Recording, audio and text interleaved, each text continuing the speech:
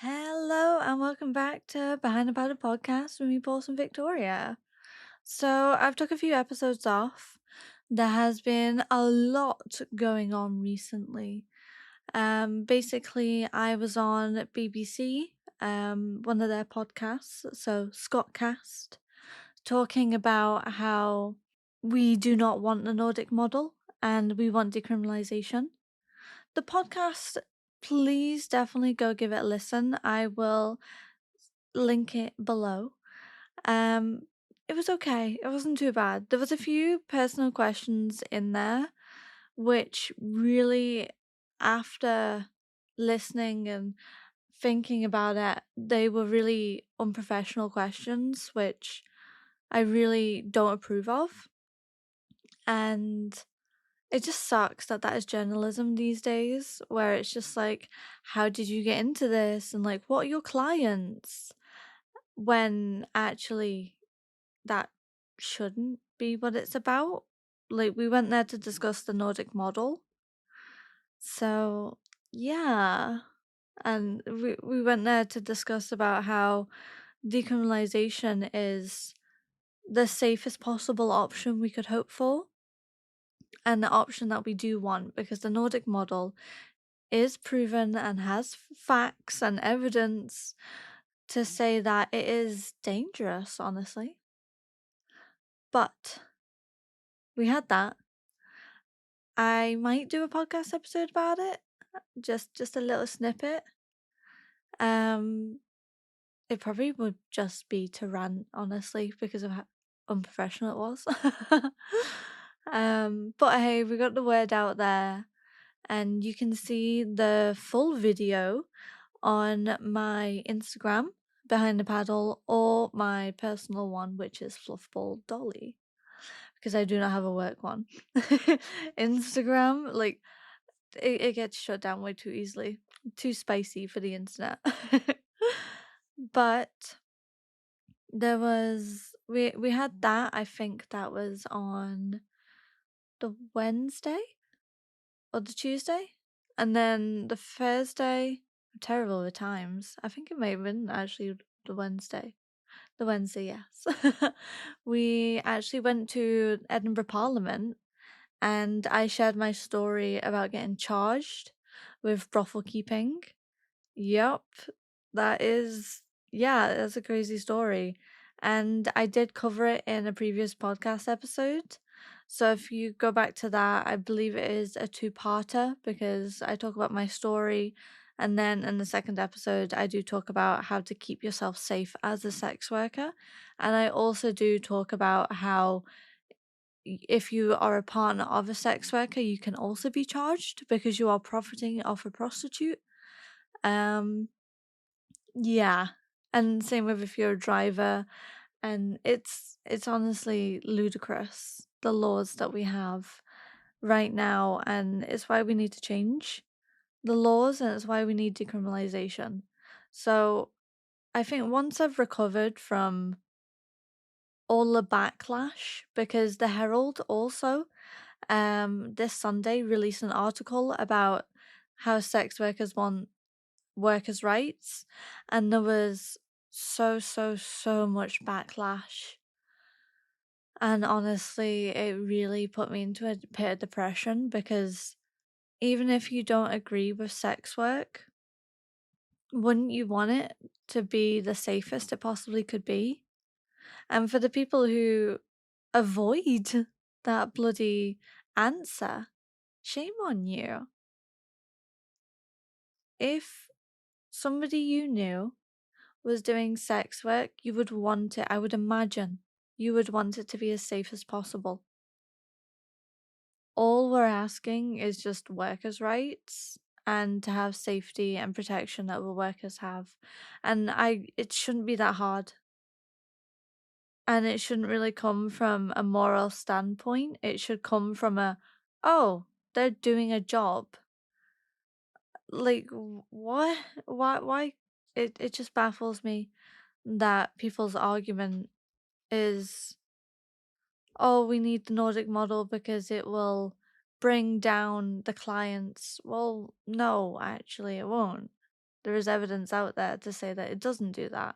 And in fact, there is evidence out there that when the Nordic model does come in, then you have the more dangerous clients coming to see you, because the more like quote nice guys or good guys do not want to get criminalized, because under the Nordic model they will be criminalized as clients, because that is the whole thing with the Nordic model, where the clients will be the criminals, where they will be criminalized for wanting and paying for the services of a sex worker.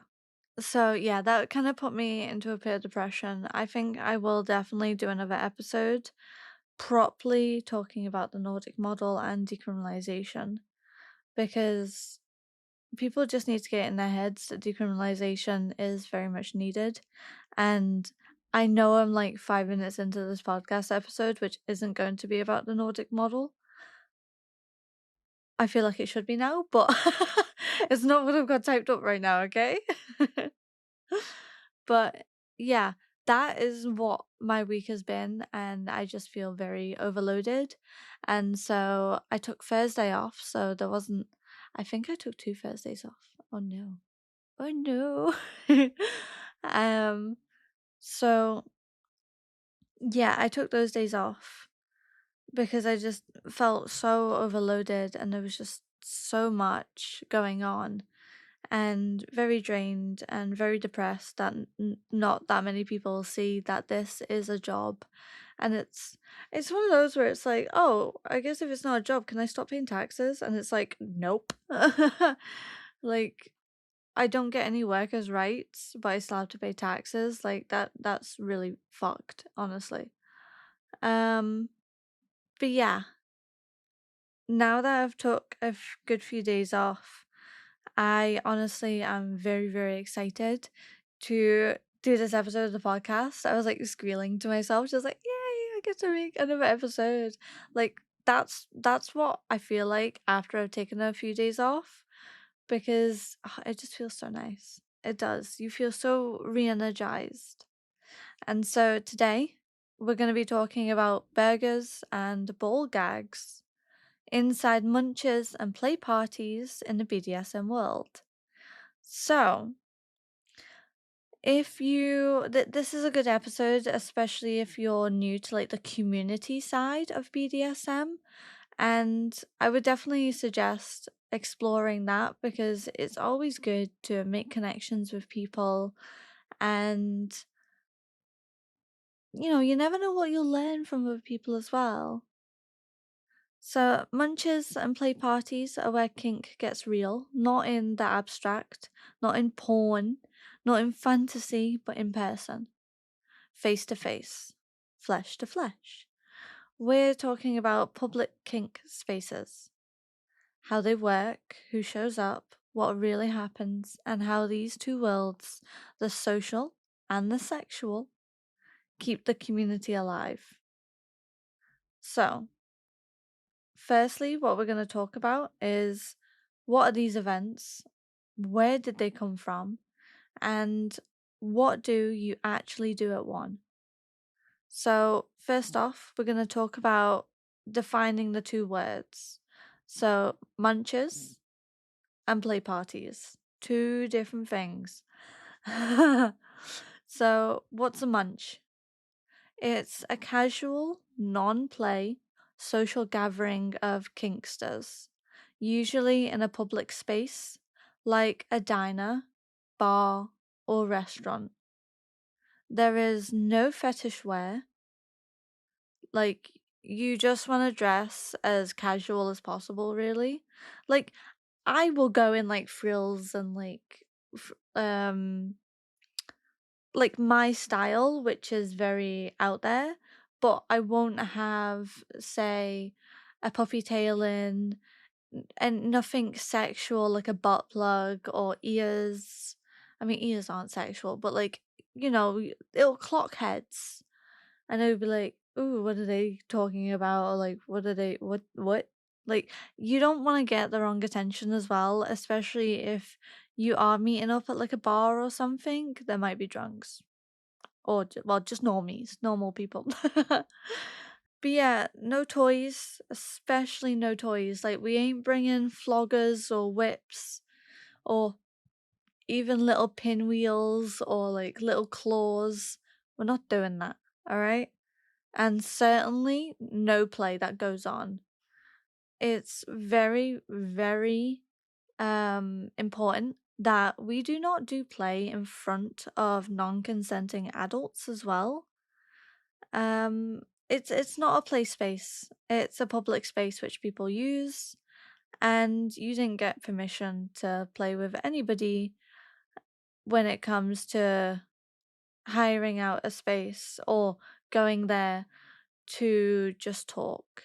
The purpose of Munches?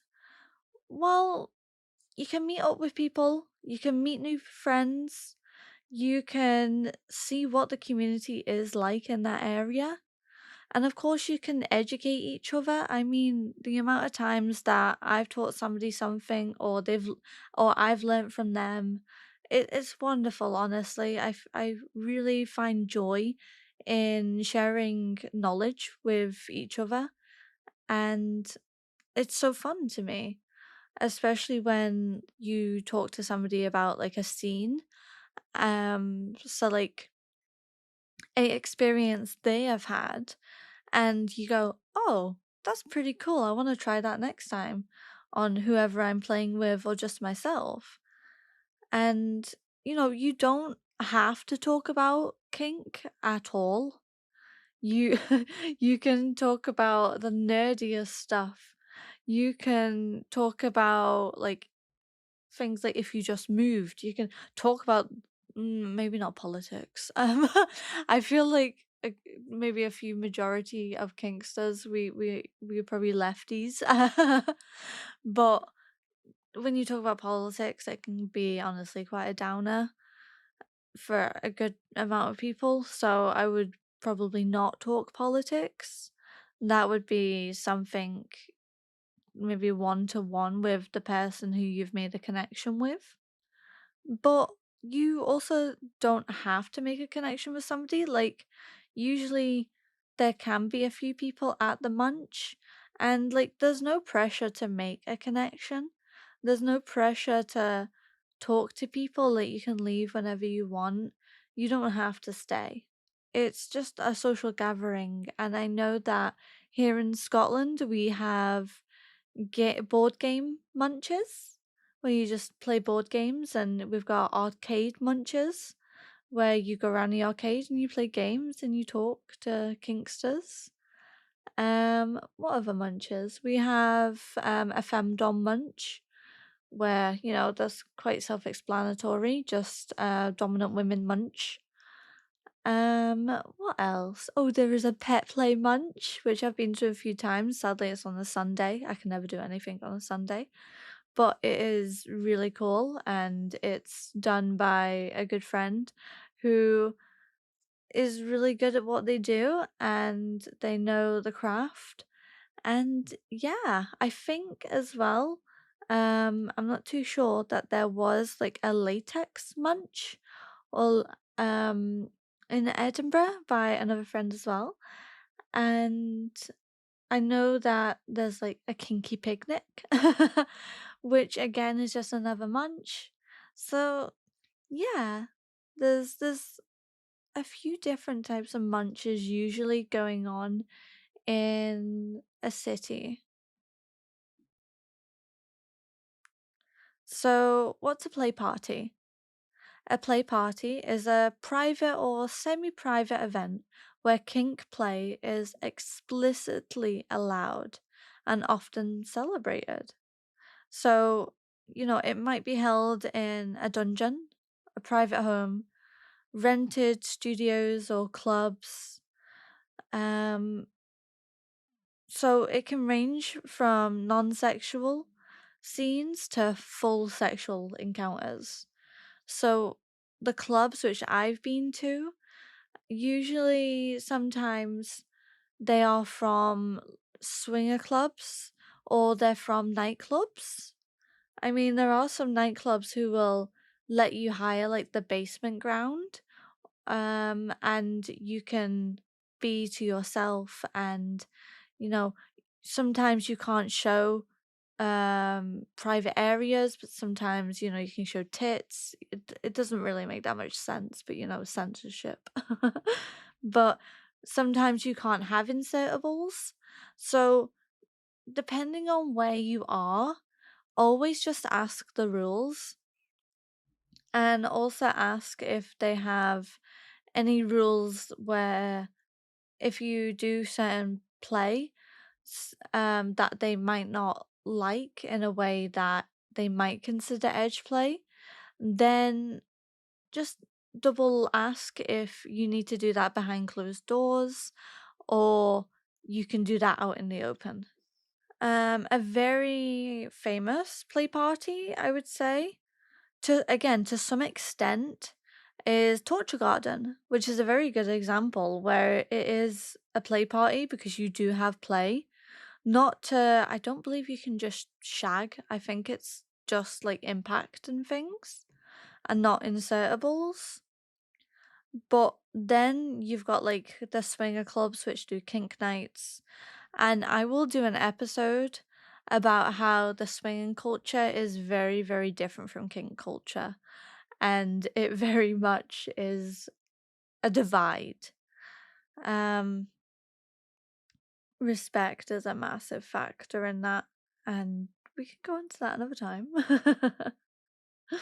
So, a brief history from leather bars to dungeon culture.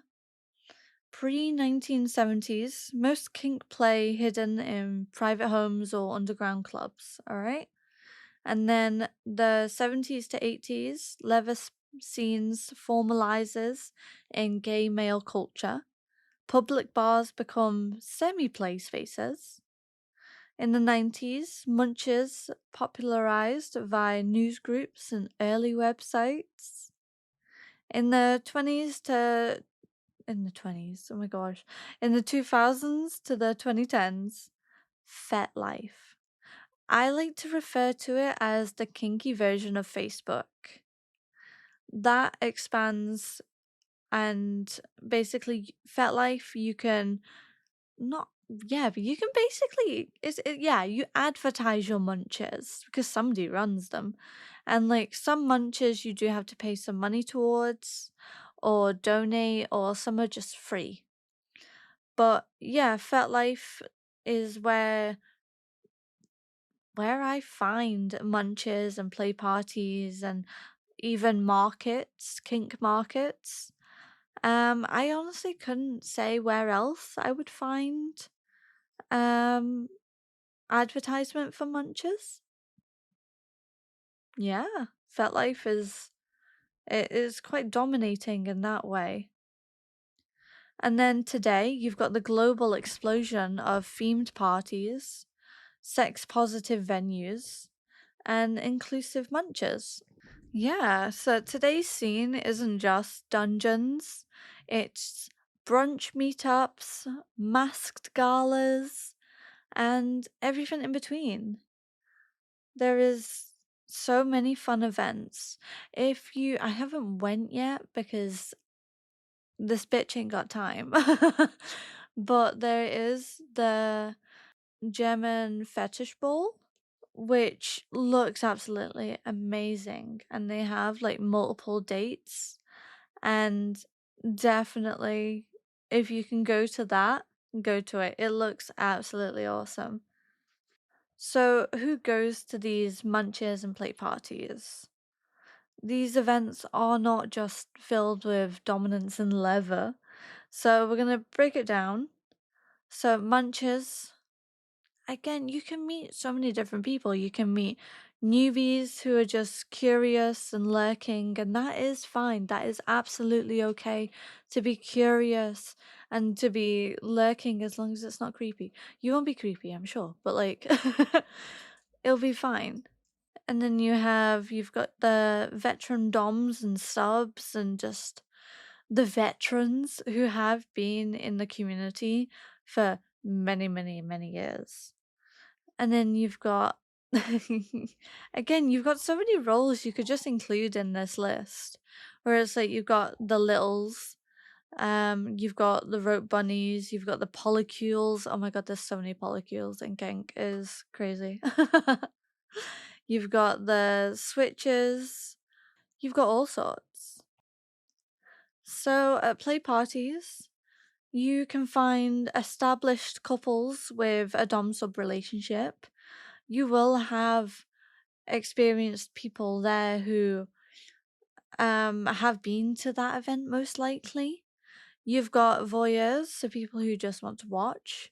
You might even have people who are doing rope or suspension. It depends on what event you're going to and who their audience is. So, for example, if you're going to like a pet play party, then you'll see pups. You might see ponies, you might see kittens, and you might see owners. You might even, to be fair, see like daddies and mummy doms there because some dynamics just mesh with each other. Because me, myself, I am a pup and I'm also a little as well as a brat. And if my partner was to go there, they would most likely be a daddy and an owner. So you can also be like multiple roles. Like there is no rules. You can feel more like a daddy in the moment in that space, or you could feel more like an owner in that space. It just depends how you feel. And sometimes you might not feel like anything, which is completely and utterly fine.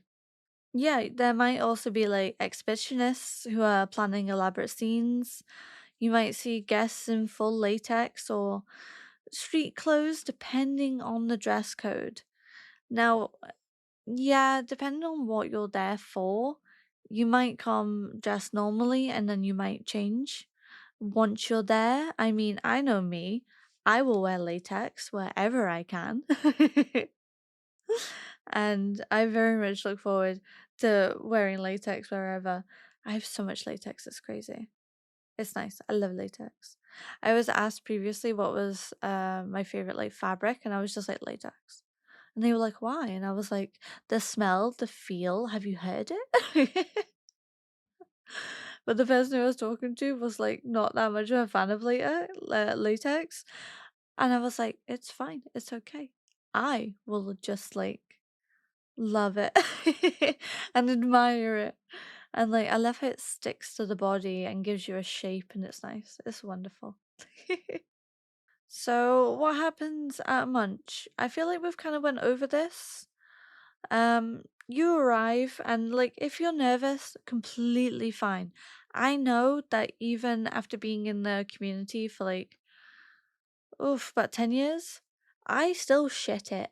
Like whenever I'm walking into a venue, especially on FetLife where nobody really uses their real name or sometimes real pictures. So like you don't know who this person looks like. You've probably just seen their tits and ass.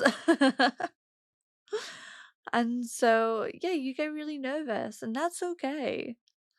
There should be like a host or a greeter to welcome you, and they might also give you a name tag. Love name tags, they're really great. You always know if you're in good company as well when they ask your pronouns, which is chef's kiss, beautiful. Sometimes, the place where you meet up, you might be able to order food and drink. And, you can just sit and chat and talk about like movies or jobs, or maybe not jobs, that's oof. Um, or like nerd stuff. Like somebody recently said that the last time they went to a munch, they literally just talked about Star Trek. So honestly, you will probably find somebody who has things in common with you. You just need to find that. But remember, no touching, no play gear. You're not doing any scenes or anything like that at a munch. You're just talking. So for play parties, I know that some of them they will vet you before you actually turn up. And yeah, actually that is true. Yeah, I was just going in my head about the most recent ones which I've went to and they did vet. Um it's a safety thing. They'll probably ask you for your fet name, might be real name. I know that when I did my own events, I asked you for like everything basically. I asked you for like your address, I asked you for your full name, I asked you what your FetLife name was, or like that was around, that's it. Because you don't know what will happen at the end of the day. I might need to call emergency services, or I might need to just double check that you're home. Um yeah, they gave me their phone number as well. That was it. Like, it's all safety and safeguarding. And I feel like if you're afraid to give that information out, I would feel concerned if you turned up to if you wanted to come to my play event and you didn't want to hand over just simple safety information. Um, yeah, each to their own, but I would prefer to be safe, honestly. And of course, we want to make sure that you are over the age of 18. So, usually at a play party, they will give you a tour of the venue and they will tell you the rules. They'll tell you like the hard limits. They might show you where you can give aftercare, and they'll show you like the toilets and like where to play, and if there are any toys available for you to play with. Sometimes at a play party, you can just bring your own stuff. The majority of the time, it is a bring your own toys. You can just double check that beforehand, but the majority of the time, it is bring your own toys. And again, you don't have to join in with any of the play. You can just watch. But if you do want to join in with any of the play, consent. Some people, like, you can't just go up to a person and go, "Oh, can I hit your wife?" or whatnot. Like, can I hit your husband? You can't do that. You need to ask consent. Please, please, please, please. Right, we're gonna go into the rules, okay? So do not interrupt a scene. I have seen this many times, and I have had my scenes being both sub and dom interrupted, which really brings the person, well, the people who are playing in that scene out of it, and it is not fair whatsoever. Um, do not interrupt.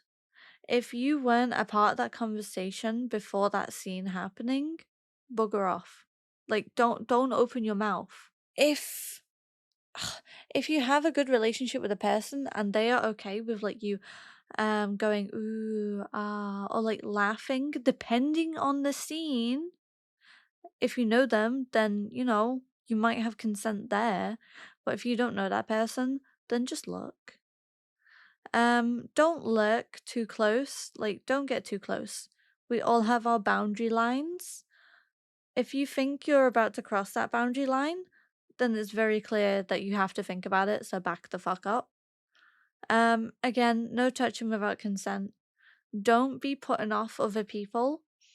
Um, and say for instance, if somebody's walking around with a rope harness or some rope bondage and you go up to them just out the freaking blue, or just like you try to start a conversation midway through the conversation, you reach out and touch the rope, don't. That is, unless you ask consent, then that is a massive consent violation. Just don't do that. It should be very simple. In a lot of play spaces, there is no phones and there is no photos. You can probably, depending on the rules, again, ask the people who are doing the play event if you can take a picture in, say, like the locker room, because that's really the only place I've known to take pictures. Unless they have like a professional photographer and you can ask him to take pictures of you and things. And as well, any play parties, they will tell you who the DMs are, who the dungeon masters are. And they are the ones who are overlooking all the play, usually in certain areas. And if you need any help, go up to one of them.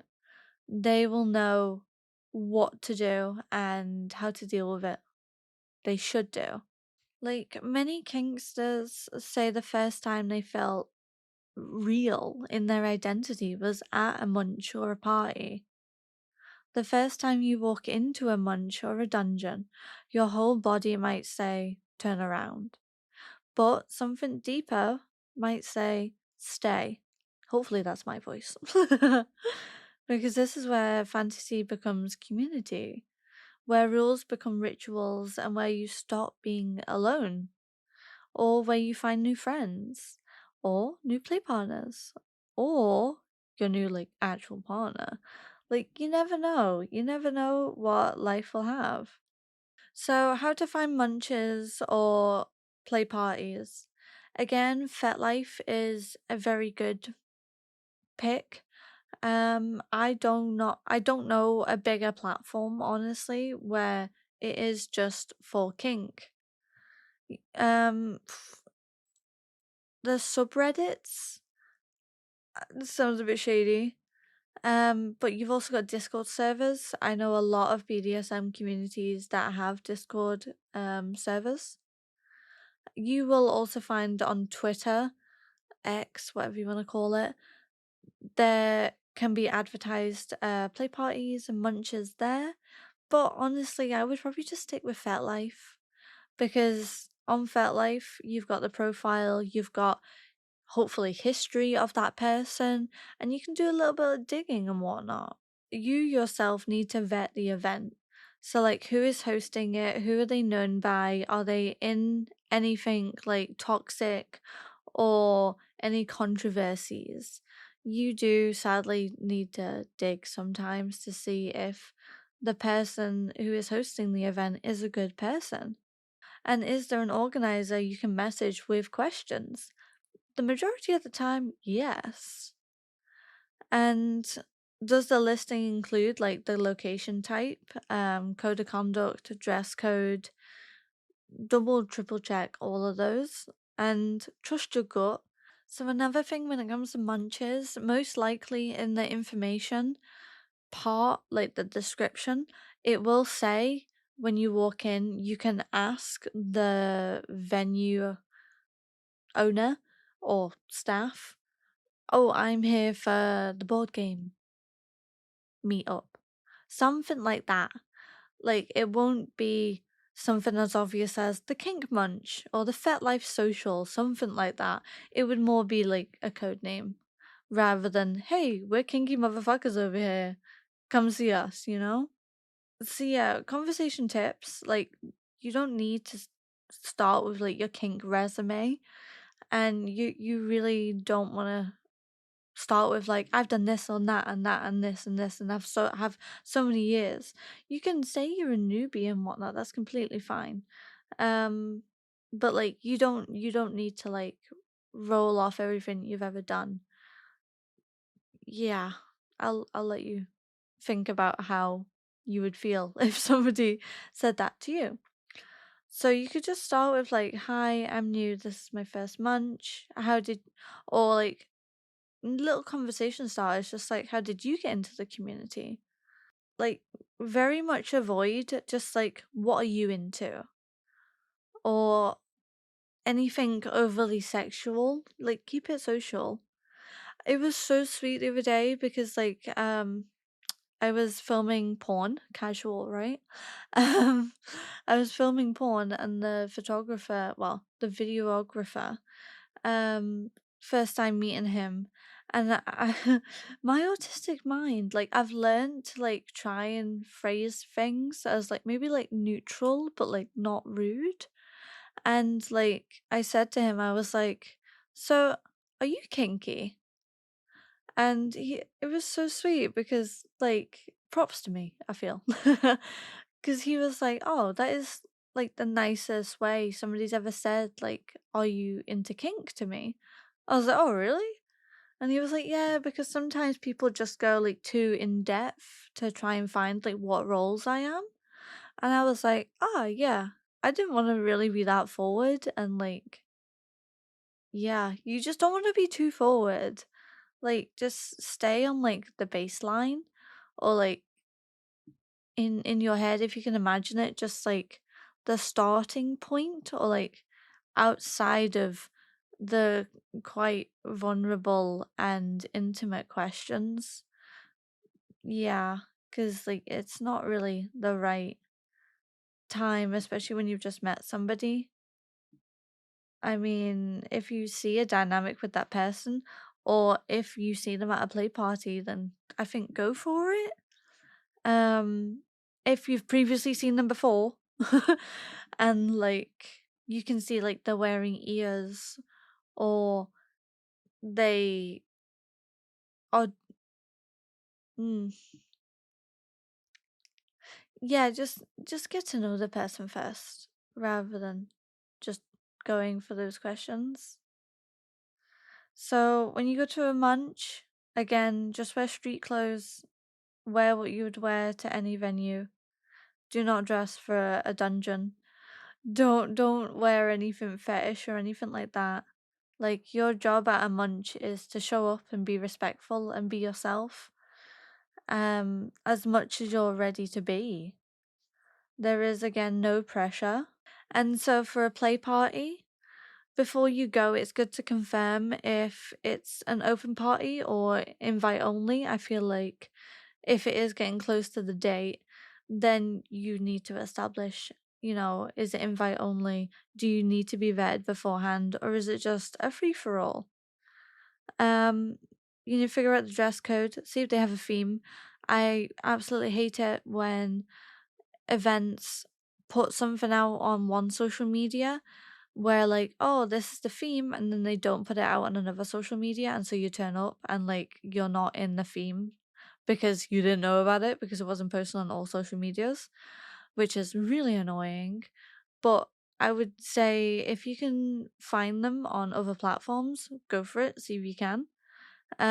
Ask at play parties, maybe before you go, if nudity is allowed and what sexual contact, if you can have that, and like what's the code of conduct here.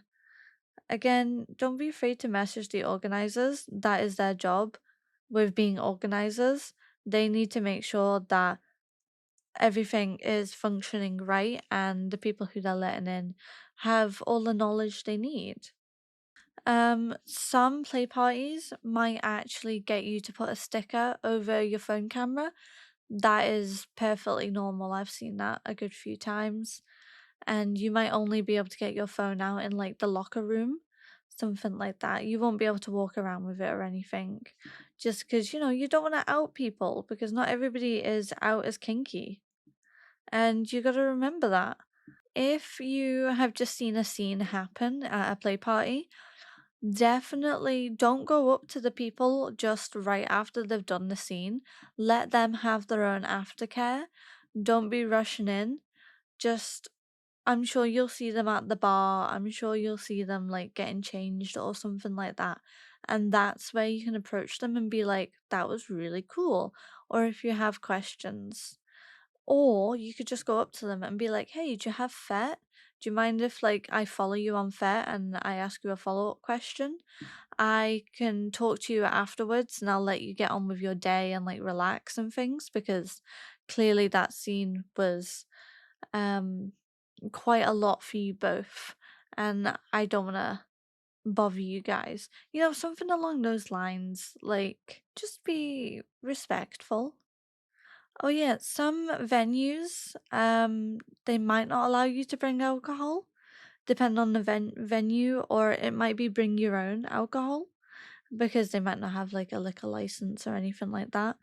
Um yeah, and again, I would say like don't brag, don't lecture, don't teach unless you've been like asked. Like you just don't want to seem like a dick, honestly.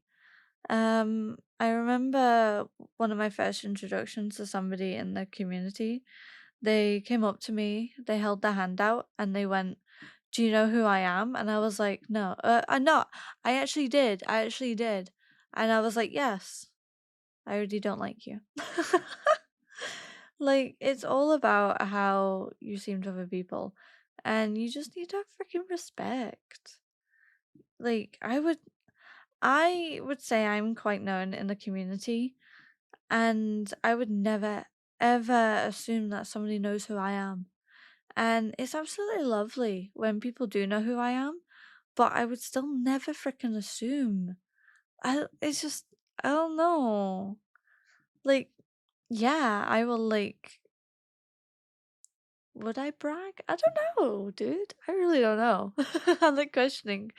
Because people have come up to me, and it usually, like, nobody knows my personal name really, but like they'll come up to me and they'll be like, "Oh, Victoria, Porcelain, you do this, you do that. Oh, I've seen you here and whatnot," and like, um, it's nice. It's a fucking big ego boost, but I don't go around saying, "Do you know who I am?" or like teaching people how shit is done. I can absolutely tell you potentially another way of doing something and it might improve. I don't know. But like, I don't know. It's just fucking some people, man. No. And like, you can absolutely follow around. I said dungeon master, but it's a dungeon monitor. You can follow around a dungeon monitor. Um, and ask them for guidance, because like they're the safety team. They're there to make sure your questions are answered and everybody is kept safe. So hey, they will be able to help. And when you're at your first like play party or just any in general, you do not need to play with somebody, okay? Because playing with somebody, it takes a whole lot of trust. And like, you need to also negotiate clearly, and you need to have your safe words, you need to have your traffic light colors, and they need to know your triggers. And are you gonna feel safe being touched or restrained or watched by multiple people? Being watched by multiple people? Oh, well, you know what? I don't know what scene you're gonna have, so you never know. Dungeon monitors, um, also known as dungeon masters, apparently. It just sounds cool, but I guess monitor is the right word. um, what they watch out for is again safety. So like, if there's any unsafe rope or consent violations, or a submissive gives like non-verbal distress movements or noises, like maybe malfunctioning gear, or somebody who's giving neglected aftercare, or edge play, which is crossing pre-agreed boundaries. I know that some play parties, you have to tell them everything you're going to do beforehand, so everybody in that room or coming into the room knows that if they are going to see any of their triggers, or yeah, or they're prepared to see what they're going to see basically. And so also the dungeon monitors know what is going to go on and know that the scene's running smoothly basically. Again, they are there for your safety. Some play parties, you do have like colored wristbands, and of course, like, there might be like one big safe word, and sometimes you will have like name tags. I know that dungeon monitors will have like some sort of uniform, whether that be just a lanyard and their own outfits or a name tag, something like that. And last thing, I think, well, last little thing, um, there might be scenes that like go too far and scenes that might go wrong. I have seen it where submissives are crying their eyes out because DOMs have not listened when they have said stop, or like don't hit me there, or go slower, and it's just not went well. Just leave them be. Try and not be like too phased out, because I know how it can take you out of, not necessarily, well, yeah, the mood, and like it can make you feel uncomfortable. And yeah, you need your own aftercare, especially after watching something like that. Definitely, if you have any concerns, definitely go up to a dungeon monitor and, you know, say to them, hey, I think this might not be right or whatnot.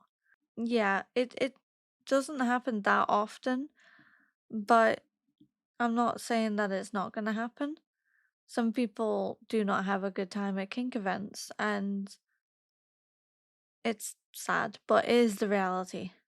And of course, if you do play with somebody, please remember about aftercare. There might be designated aftercare zones. There might even be food and water at the place where you can hydrate. There might be quiet places. Hell, you could even bring like a hairbrush with you to like brush your submissive's hair, or to get your submissive to brush your hair. You know? Do what makes you both like feel comfortable, or you yourself, because you can go to a play event and just like tie yourself up and whatnot, like, and humiliate yourself in front of people. Humiliate yourself in front of people in the way of like that is your goal, okay? Not connected to tying up. But yeah, honestly, that's it. You will obviously feel the adrenaline um from doing like a scene or just feeling nervous.